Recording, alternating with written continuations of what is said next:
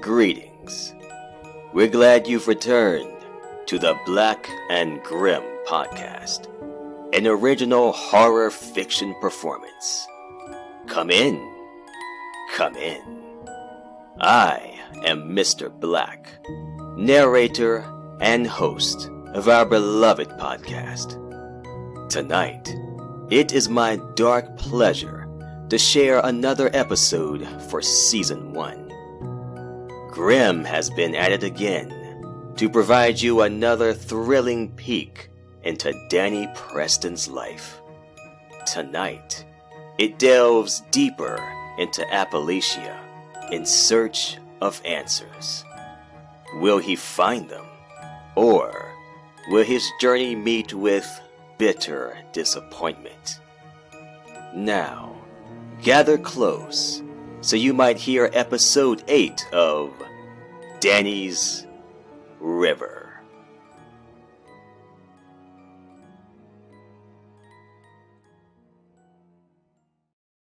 Answers didn't come cheaply. They rode on death's pale horse. We should have known better than to stop at a place called Polk's Bait and Tackle. I should have expected the worst, considering how high the car had stacked against me. But the rain pelted the windshield with unrelenting fervor and smacked the metal shell with such unflinching derision. Scott maneuvered his car into the first parking lot we found that didn't run adjacent to a steep drop. The car idled on uneven pavement as we weighed available options. Venture inside to use the facilities and ask for directions, or remain in the car to wait out the storm. Neither option seemed particularly appealing. Lightning burst above us, offering illumination our headlights couldn't match. I love to say we stumbled across a quaint nugget of Americana, but the truth leaned closer to hillbilly hell. Each time the sky lit with bleached brilliance, we glimpsed more of our surroundings. The name, scrawled on a half-destroyed sign next to the road, read in gigantic flaking paint, Pokes, and in smaller, slightly crooked lettering, Bait and Tackle. A flickering neon open sign glared to the right of a glass doorway. Whether because of distance or storm, I couldn't see anything through the door. Soggy trash littered the lot. Overzealous weeds overtook large concrete patches. They struggled to reach skyward, as if in defiance to the raging storm. Besides our vehicle, we saw only one other. A jacked-up truck of some indeterminate color squatted next to a rusty gas pump. My, how it leaned! I figured the shop hadn't provided gas to travelers in quite a while. A gimpy light nestled in the flimsy canopy, cast the truck and pump in enough shadow. I shivered nervously, fighting expectation a deranged killer would climb from the bed at any moment. "Should we go in?" I asked, not wanting an answer. "This storm has gotten us turned around," Miranda said. "If we just keep driving, we might drive the wrong way for hours before we even know it." Though firm, her voice hinted a nervousness that matched my own. "Doesn't mean we have to go inside. We've come this far." Scott surveyed the building, as one might study an exceedingly distasteful specimen. When another thunderclap trailed a brilliant, rather close lightning strike, he winced. His tone distant, his gaze unwavering despite the wince. My best friend reminded me of someone preparing to engage in an unwanted task. But then, wasn't that exactly what we were doing? I opened my mouth to speak, to offer condolences for some perceived sin I committed, when he added, "I think we should leave the car here. It's a good idea two of us stay outside so nobody pops up with some funny ideas. Just safe side, you know?" "Good idea," Kara muttered. I concur, Miranda said, glancing to the side through the nearly fogged-over window. A frown slowly crept between her cheeks as she swept a hand across the glass. The storm does not appear to be letting up. Truly, one might think nature means to deter our progress at each juncture. Curious. Spooky, I mumbled, more to myself than to the others. Straightening, I asked, does anyone feel like we keep steeping deeper into horror movies territory? We've been in one quite a while now, Kara said. I got guard duty. There's no way I'm setting foot in there. No thank you. She folded her arms in a protective hugging gesture and slumped deeper into her seat. I didn't really understand why she had wanted to come, and honestly, I didn't wholly trust her after the earlier creep fest. I will go in. Miranda met my eyes as I pivoted in my seat to goggle at her. It makes the most sense, as I, presumably, have more training in self-defense than any of you. I will go in. I'll come with. Reluctance teased away any confidence I might have had. Since my family's death, events operated along a curiously specific pattern. Dark forces loomed from the shadows, imposing their wills upon my life. Todd Wilkinson should have been where the nightmare began and ended. It didn't, though. The nightmare kept going, so that now, far from anywhere remotely familiar, I suddenly doubted I wanted any more answers. I can go with her. My attention diverted to Scott. He gripped the steering wheel like a man holding on to a rotted board in the middle of an ocean.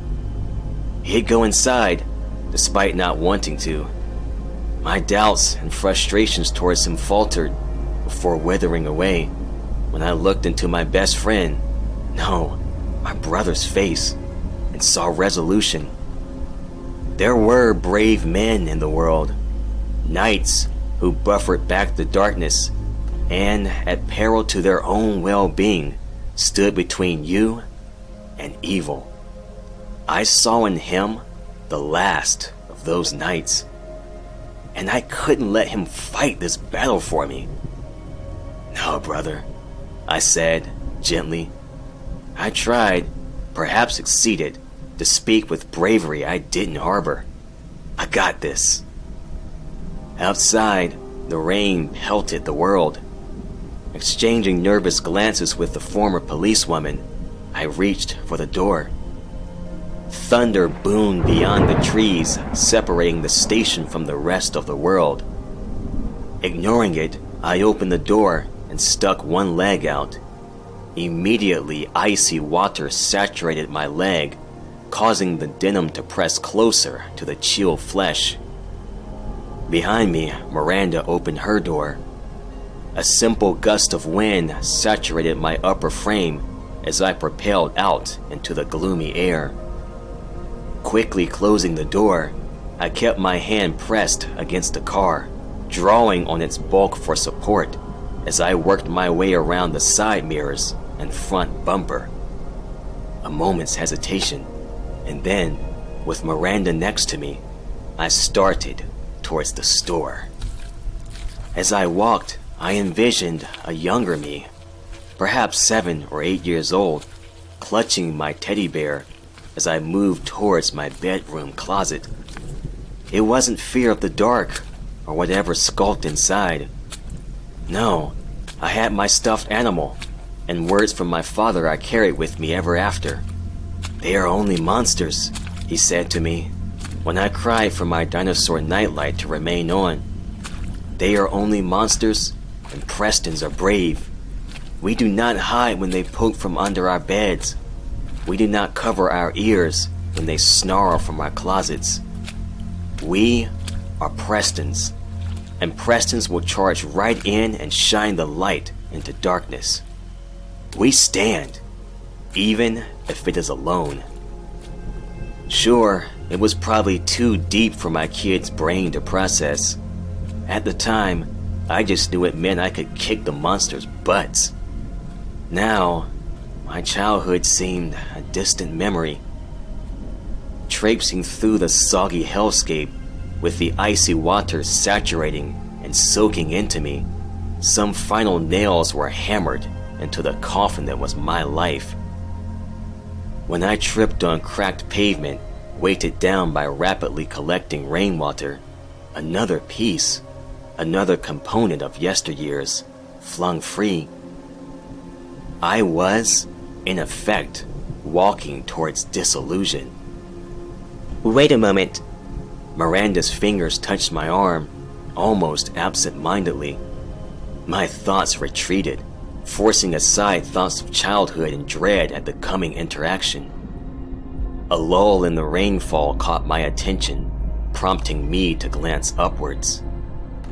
The roof stretched outward a few fingers' length to offer temporary reprieve from the elements. Granted, it didn't really matter. We were already wet. When my companion's grip tightened, I lowered my head again. What? I will enter first, she said, nodding towards the closed door. Look through the glass. Tell me what you see. An odd, unnecessary quality resounded in the suggestion. To our right, the neon sign flickered ominously, inviting us in, even if entering proved perilous. Yet, it did indicate important information. The store had power of some sort, if only a backup generator. Miranda's expression didn't change when I stopped looking at the sign. At least, it didn't soften. If anything, her features tightened, lending a peculiar ferocity the wetness enhanced rather than diminished. Fine, I grumbled irritably, though I knew she had her reasons for wanting me to look. So, swallowing, I cupped my hands around my eyes, as if by forming fleshy finger binoculars I'd see more clearly, and leaned towards the door. My eyes drifted left and right, not once, 6 times, before I dropped my arms and propelled backwards. Ice flushed my veins as my legs jellied. There's nothing in there. It's empty. Indeed. Then why is there... I couldn't finish the question, only nod towards the sign. Stranger still, it had stopped flickering, and the faint electric hum all shitty electrical equipment seemed to have didn't fill the spaces between the rain and thunderclaps. We need to get back to the car. Trepidation in her voice, rather than the conscious comprehension of what was going on, ensured my obedience. I moved out into the rain again, with the small woman behind me, her strong hand on my shoulder as if guiding me, or using my larger size as a shield. When my feet skidded on wet pavement, she caught me with one hand and, somehow, kept me upright. Her jaw tightened, though I suspected the strain from my weight had less to do with it than the store. We made it halfway across the parking lot when the sky adopted a sizzling breathlessness. In that space between auditory overload, I met my best friend's eyes as he stared at us through his car's windshield. His eyes rounded, then expanded. Suddenly, Scott started yelling and waving his hands wildly, though his words were muffled. I made out a single word, behind, when a single, completely unexpected sound echoed through my ears. The truck driver's side door closing. You ain't supposed to be here. Run, Danny! To the car! Miranda hissed, shoving me forward so I wouldn't look back. Instead of running towards the car, my foot twisted, and I nearly face-planted a grimy puddle. Somehow, my shirt snagged on... Well, I don't have a clue what it snagged on, but it caught on something and tore a rather heinous gash in the fabric. Hey now, girl. There's no need for that. The deep country drawl catapulted from the newcomer's mouth. sounding almost like he chewed on the words before delivering them. And more, he chewed laughter right along with the words. Get up, Daniel! Miranda snapped. I felt her legs press against me, and as I tried to regain footing without slipping, her palms shoved me towards my friends. Why you keep pushing that boy, girl? Menace in the man's voice. Menace and a rising threat. I managed to get to my knees, but when I craned my head to see what he looked like, my palms lost their grip on the ground. This time, my cheek hit pavement with a hard thud and a giant splash. This earned open laughter from the man. Never you mind. Seems he can't keep his feet under him anyway. Who are you? Miranda demanded. Another car door opened. Disoriented, I couldn't tell which direction the sound originated from. Then, as I started the standing process again, Miranda shouted, Scott, come help your friend. Get him to the car. There's no need for that. Hey, get back in your truck, mister! Scott's voice. Close. Hands. Strong hands helped me to my feet. My vision swam. During my last tumble, I had scraped my brow, and now blood flowed down my face. I got you, man, my friend said in my ear as he half carried, half dragged me towards the passenger side. What do you want? Miranda demanded behind us. You came to old Poke's place, girl, so Poke got a question for you. Why you snooping around where you ain't got no business being?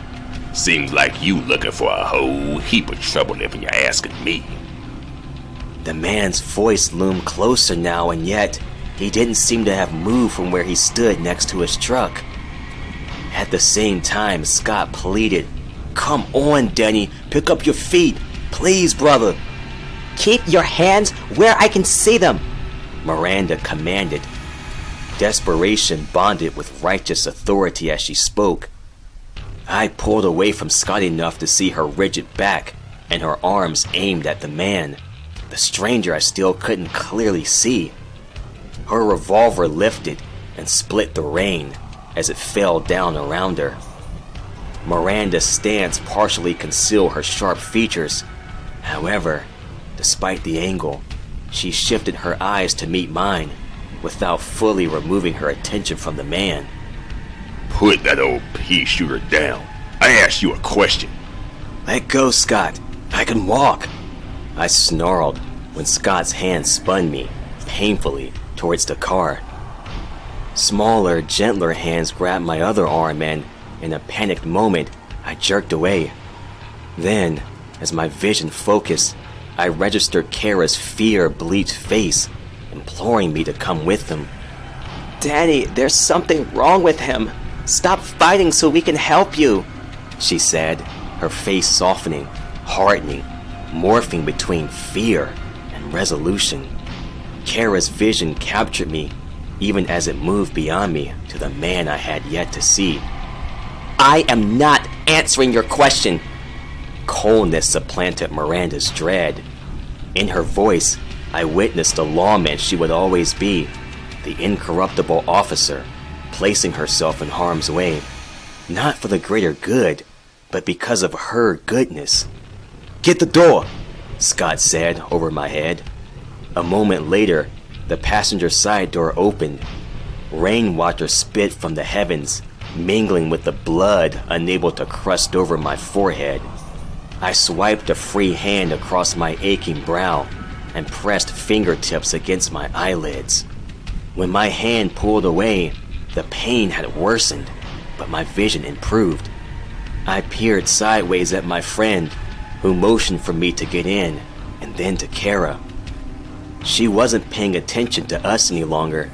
Instead, she watched the scene unfolding behind us. Danny! I slowly swiveled my head towards Scott. Frustration played behind his concern.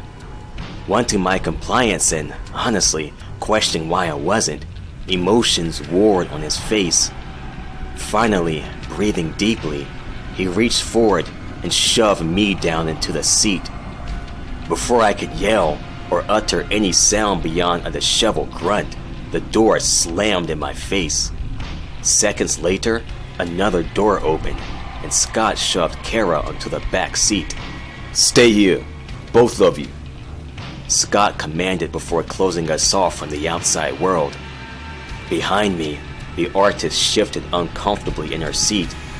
When I didn't turn to comfort her, or simply because she needed something I couldn't provide, some emotional anchor to rally to, Kara whined. I should have stayed home. This is crazy. Absolutely insane. I didn't disagree with her, but then the bitter thought she didn't have to come passed through my brain. I repositioned in my seat so I could see better, but due to the steady rain beating against the car's roof, I couldn't hear Miranda, Scott, or the stranger's own speech. Perhaps petulance gripped me then, perhaps darker impulses. Regardless, I opened the door and, ignoring Kara's pleas, stepped out into the rain again. This time, however, I could see the man who called himself Poke. Put the knife down! Miranda was yelling. "Miranda!" Scott ran towards her with more grace than I'd shown. Bitterly, I found myself envying his athleticism. Nothing about this sudden jealousy was rational, but at the time seemed absolutely valid. I'm glad he didn't slip, because the hillbilly might have murdered him. Now, the truck parked under the canopy was a big one, but I don't know how the man managed to get in or out of the damn thing. Upon registering the unfolding scene, I didn't initially process how big the guy was. He towered over all of us. We weren't even Davids to this Goliath.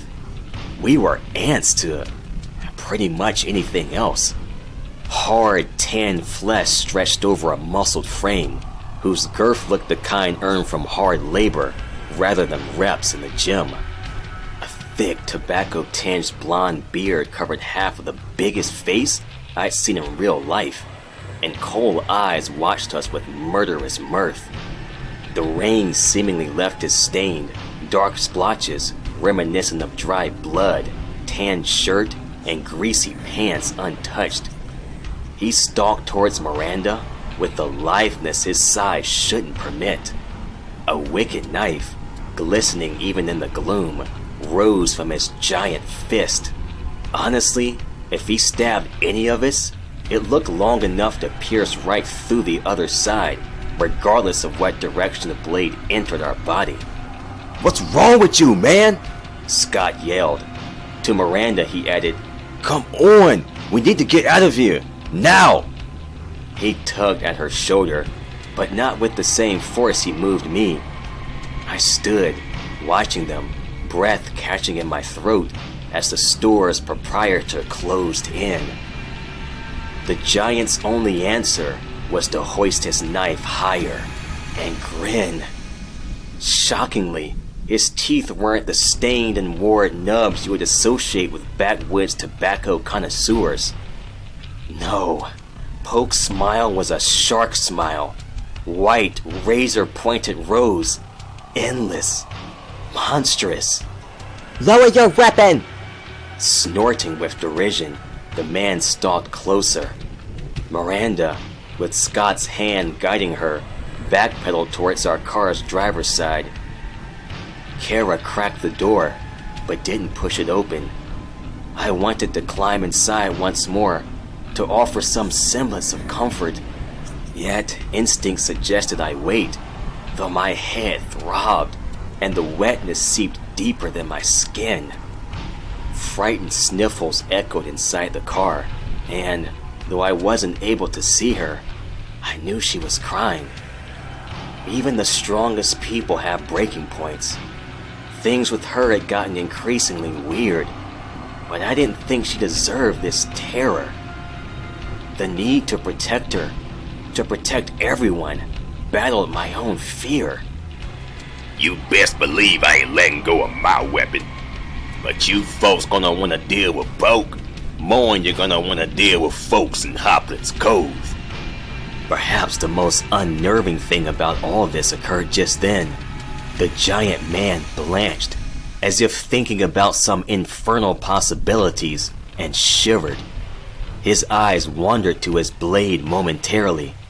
Smiling, he readjusted his grip and added, Course only ignorant folks go mess around them parts, so I might as well kill y'all now. "What the fuck do you know about Hoplin's Cove?" I screamed, leaning out over the open door.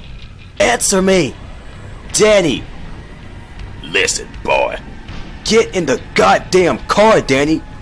Scott jerked Miranda backward and, as he yelled, thrust her towards the car.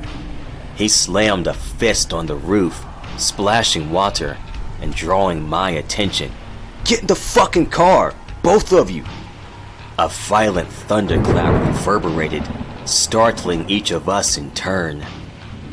My skin crawled in sudden terror. My blood iced over, and I started to comply with my friend's order. Started to, until Poke spoke.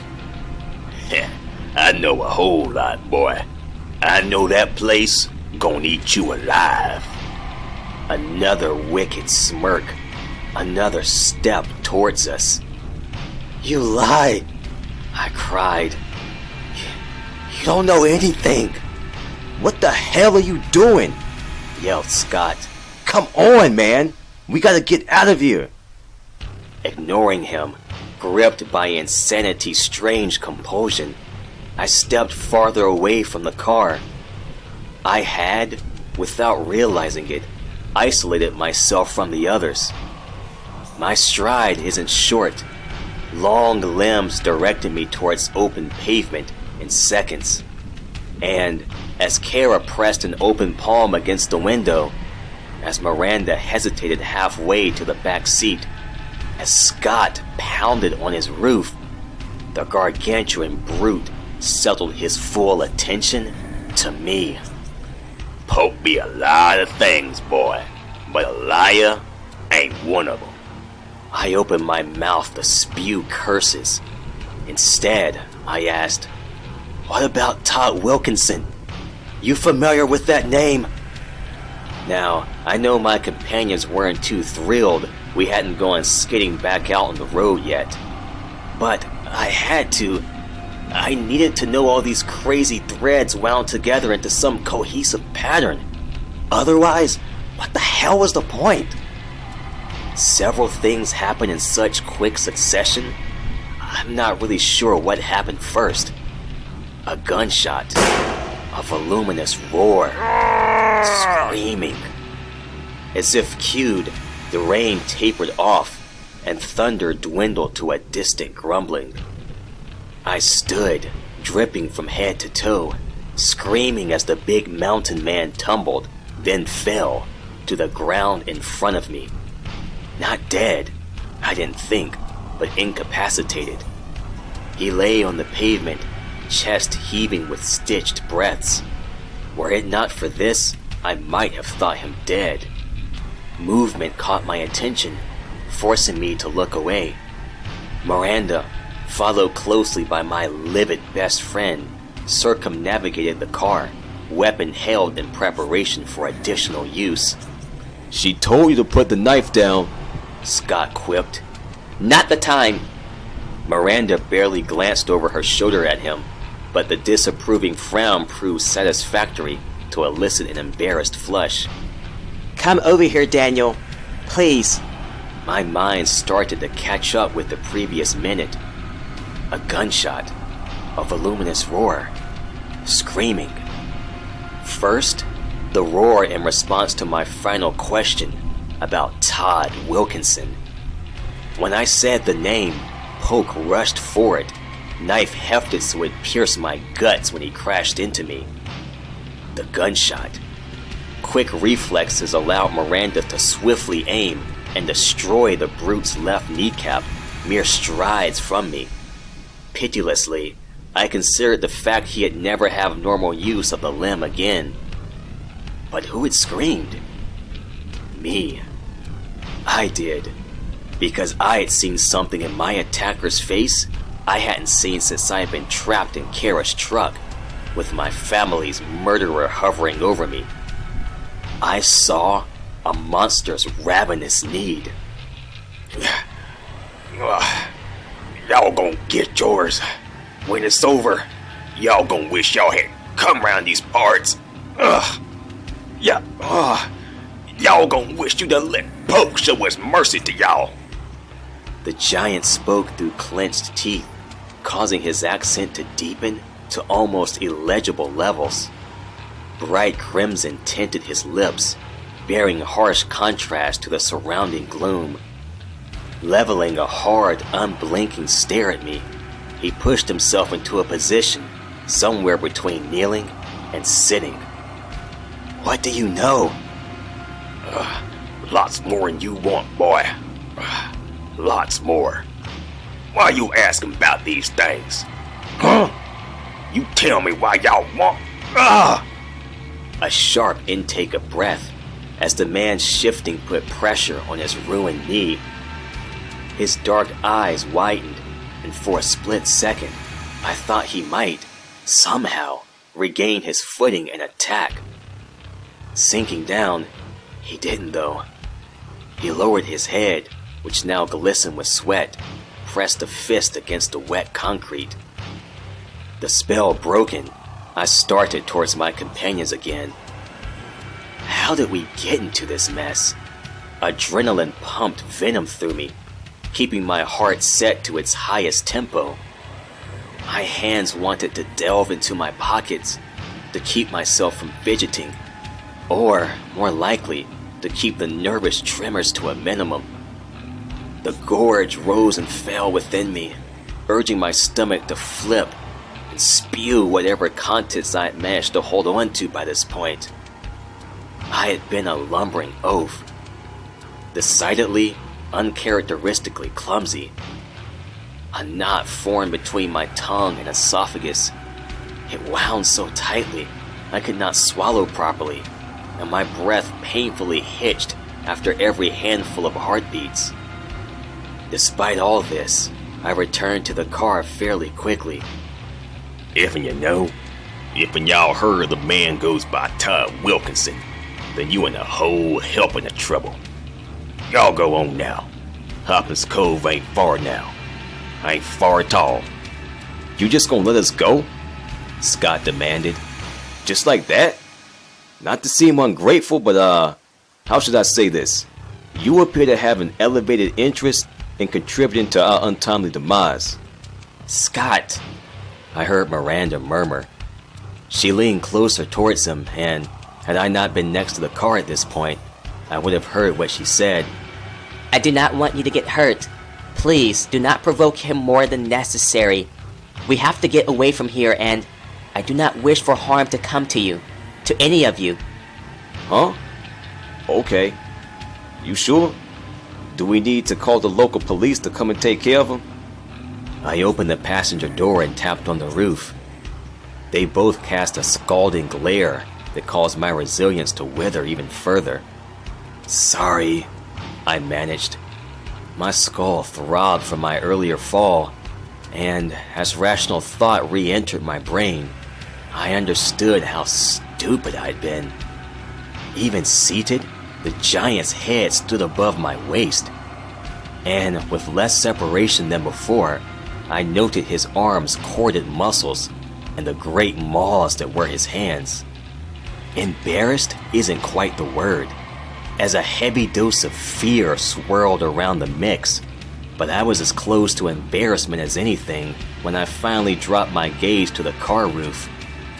Then, foolish in its way, I wanted to know, as Scott did, why Poke changed his mind about attacking us. Honestly, I didn't think it had as much to do with his blasted knee as it would someone much, much smaller. So, inclining my head, I posited my friend's question again, and got an answer for my troubles. Poke loosed a grizzly's roar, and, with impossible grace, lunged towards me. He didn't remain seated, per se, nor did he come to his full height. Instead, imagine a caged animal. Imagine its cunning mind working until it finds a tiny opening, imperceptible to anyone else. Then, take this mental image one step more. The beast draws on all its strength for a final mad dash to the opening. If you do this, you will come close to what I saw. His ruined leg didn't matter, only causing harm. The knife flashed, and in his other hand, a smaller, duller metal glinted. It wasn't until later on, after we had left, I'd realized what he wielded. At the time, my distressed mind conjured a ring of some sort, or even brass knuckles.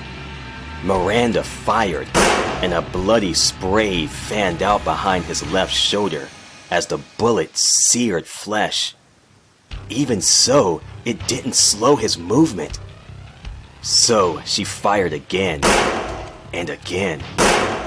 Her efforts seemingly met with no more than freed viscera. The storekeeper didn't falter.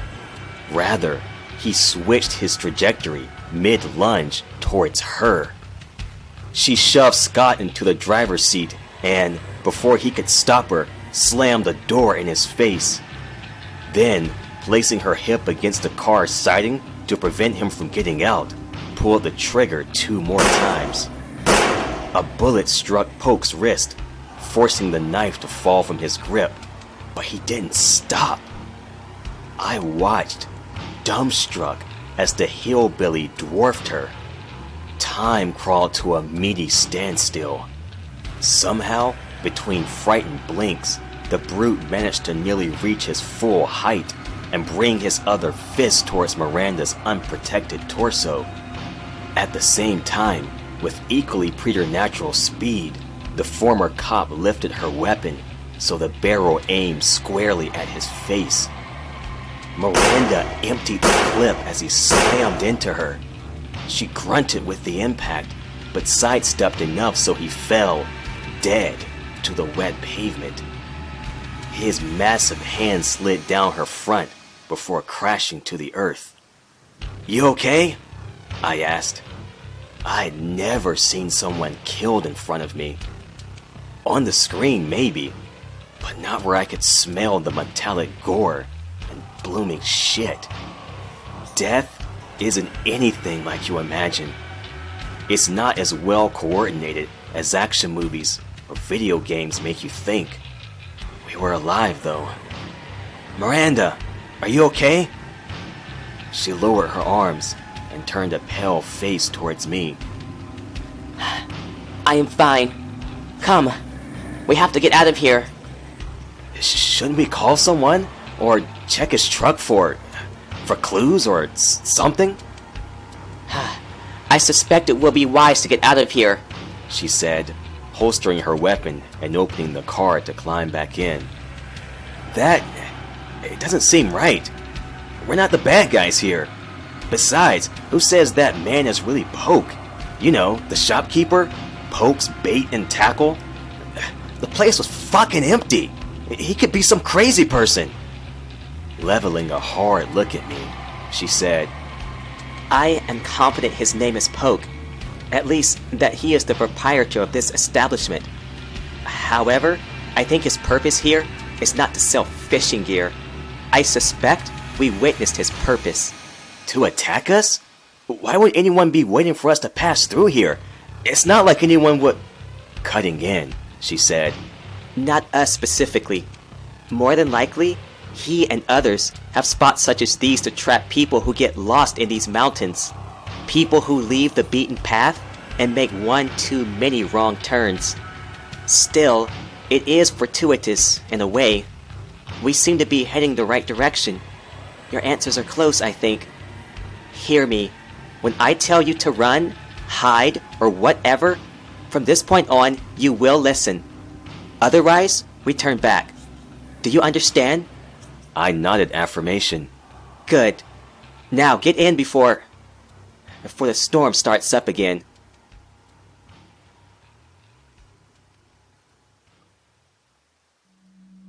We drove towards darkness in relative silence.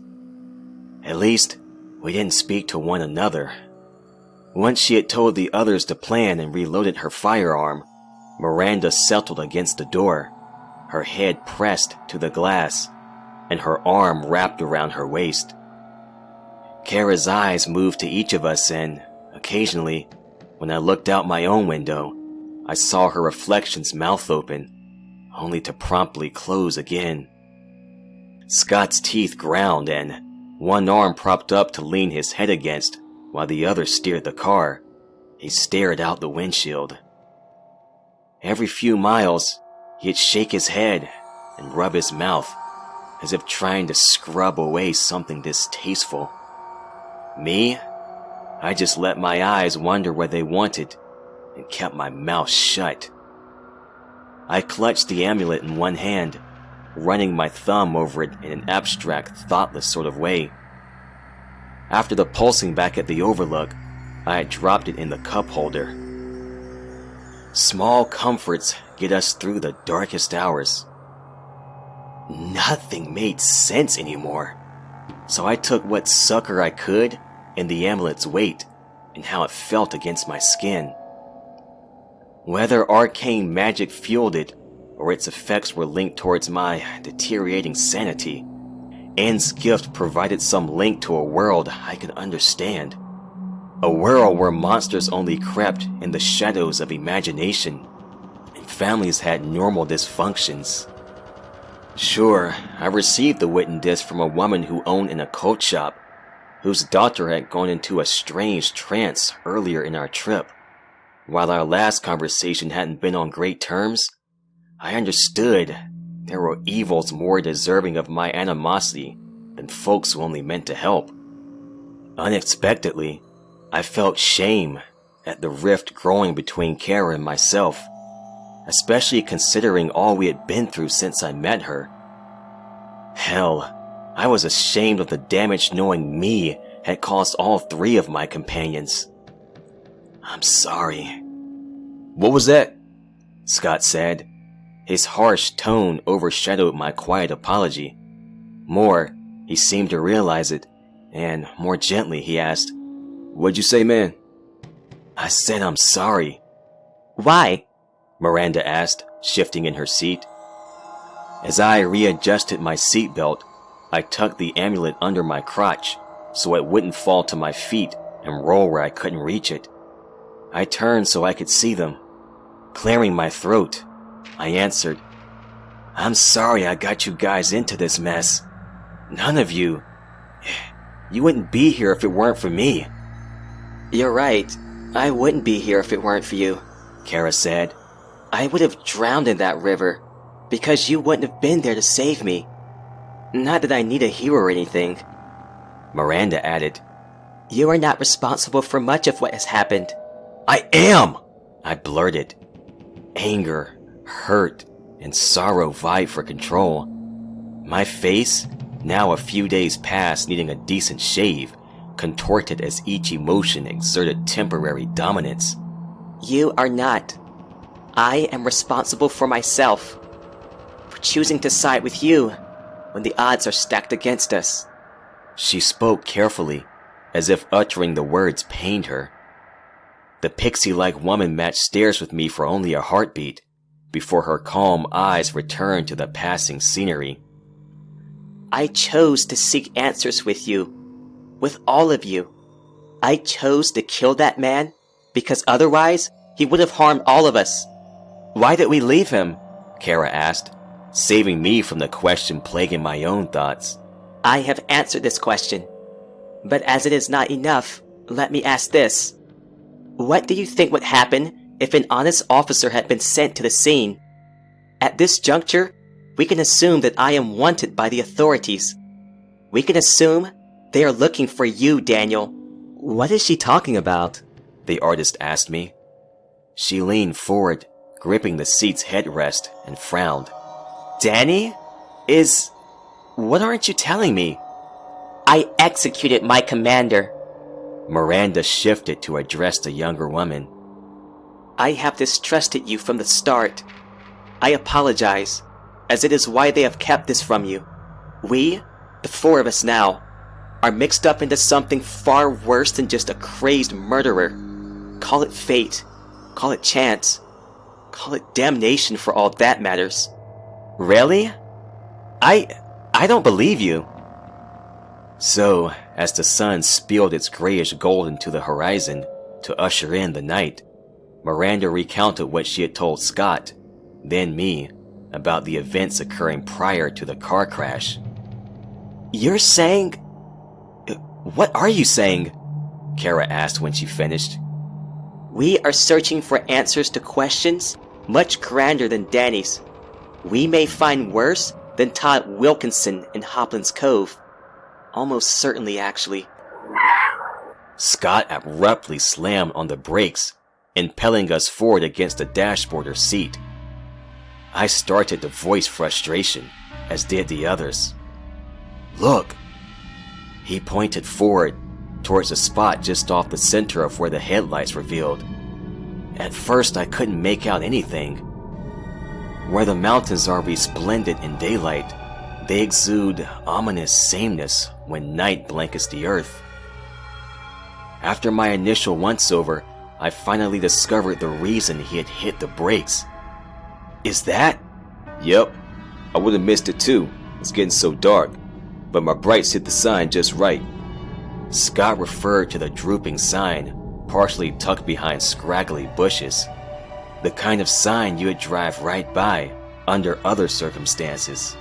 An arrow indicated we'd need to turn left, though the distance remained obscured by nature's battery. That sign says we need to go that way, he continued, pointing towards a narrow road opposite the road sign, the direction it indicated. That doesn't appear to be a well-maintained road. I noticed how the white and yellow lines you find on most public roads tapered off a few yards in. Apprehension soured my relief we had actually found proof we had driven the right way. Are we really sure we want to do this? Kara asked, half-heartedly. I'm getting real horror movie vibes right now. Never mind. I already know the answer to that. This earned a weak laugh from the rest of us. Nobody, I think, wanted to go any further. The ladies looked pallid in the dim interior light. Kara chewed on her bottom lip as she scanned our surroundings. Miranda's breath sounded ragged. Poke must have hit her harder than I thought if she still struggled to recover. Scott and I fared little better than they did. It's said that men are the protectors. They're supposed to wield bravery like medieval warriors wielded shields. I didn't feel brave. Instead, I felt like the kid I was, scared and needing his mama. If only those things mattered. Yep, take us in, I answered, fighting the nervous chill that wanted to flit along my spine. I didn't voice the new concern worming its way into my head. The giant Poke warned us we had not liked what we found in Hoplin's Cove. Kara's mom seemed frightened of the place too. Increasingly, I believed Todd's first letter to me, the one where he spun some ludicrous story about my mom, was pure fiction. Slowly, my mind worked over the details and what I knew about my own family. The first letter didn't jive with the ones he had sent Mom, the ones I had read earlier in the day. What awaited us down this unlit road? Regardless, my best friend lifted his foot from the brake pedal and made the easy turn onto the road that would eventually lead into Hoplin's Cove. My companions and I settled into our seats, scanning the Stygian forest, trees unyielding to civilization, for any signs of life. I think we all shared the concern someone would lie in wait, as Poke did at his desolate store, to catch us off guard. But, as are most calms before a storm, the drive proved only bumpy, and, despite the ever-encroaching creepiness, relatively uneventful. We crawled through the mountains for about half an hour without incident, or any alteration in landscape. Weariness eventually overtook me. So much so, the unending sameness nearly guided me into sleep. My eyes fluttered closed several times as I steadily lost the battle with consciousness when the car careened into a nearly perilous stop. This time, however, we immediately saw why Scott had slammed on the brakes. We all climbed from the car as he parked in the middle of the road. I didn't think it would matter to anyone where we parked anyway. I've seen enough movies in my relatively short life that I know when I'm looking at a roadblock. Still, the word is an injustice to what we actually saw. Someone, or someones, had piled jagged branches from one side of the road to the other, higher than Scott and I would be if one of us stood on the other's shoulders. The branches resembled bleached bone, though some of them were definitely much thicker than any human bone I'd ever seen. As if this wasn't bad enough, closer inspection revealed various crucified animal carcasses, their forms pierced by finger-like offshoots. We huddled together, Kara pressed against my side, as if I could possibly protect her from this barbarism. "This is fucked up," Scott whispered. "There's a path just off the road.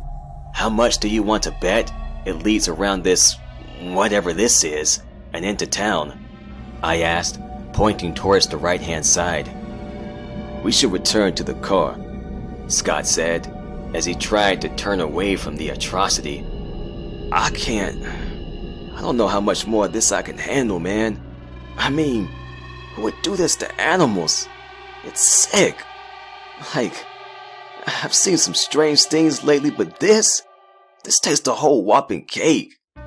He threw out his hands as he spoke, as if he could encompass the roadblock in his long arms and physically remove it from our path.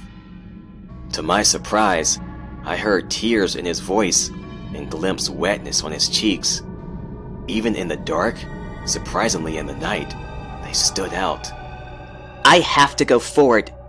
We had turned to Miranda, who had taken several small steps away from us as Scott spoke.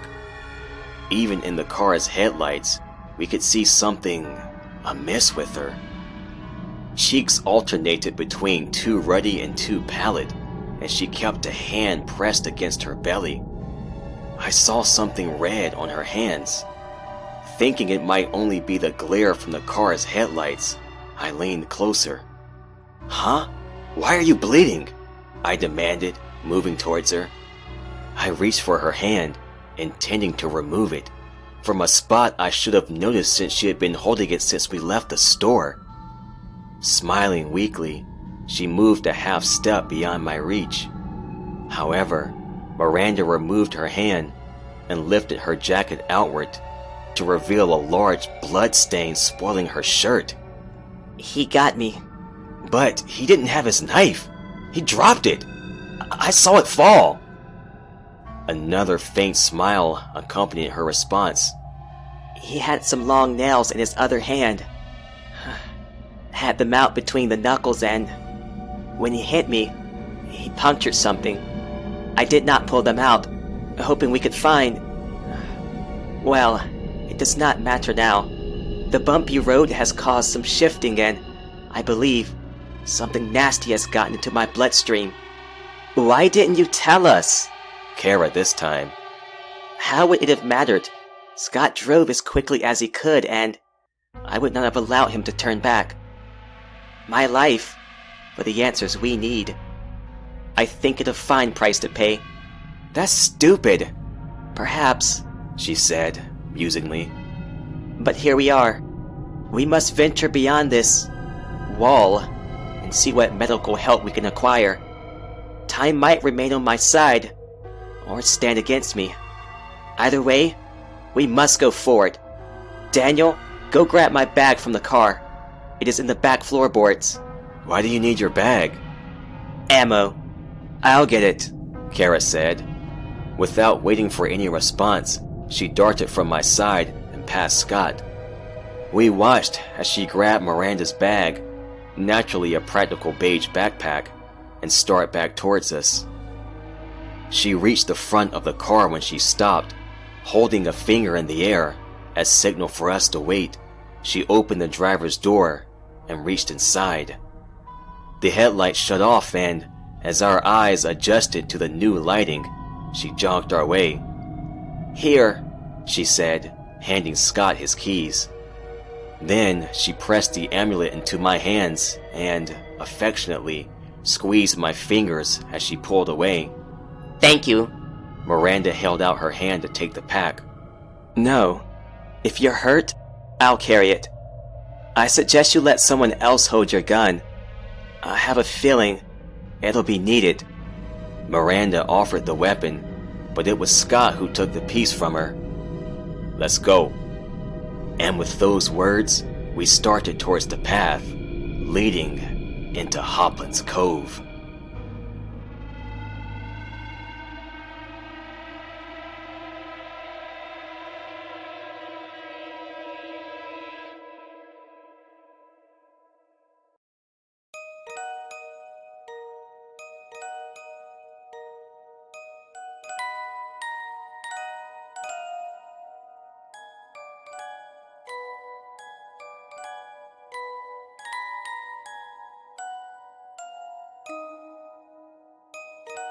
This has been a Blaqk and Grimm production. The Blaqk and Grimm Podcast is an original horror fiction production and cannot be reproduced without written consent from the creators. The author, Grimm, owns all rights to the story. Reproduction or use without written consent from the author is strictly prohibited. Thank you for joining us for episode 8 of Danny's River. Will Miranda survive the night? What is the purpose of the macabre roadblock? Find out next time. Grimm? Why are you looking at me like that?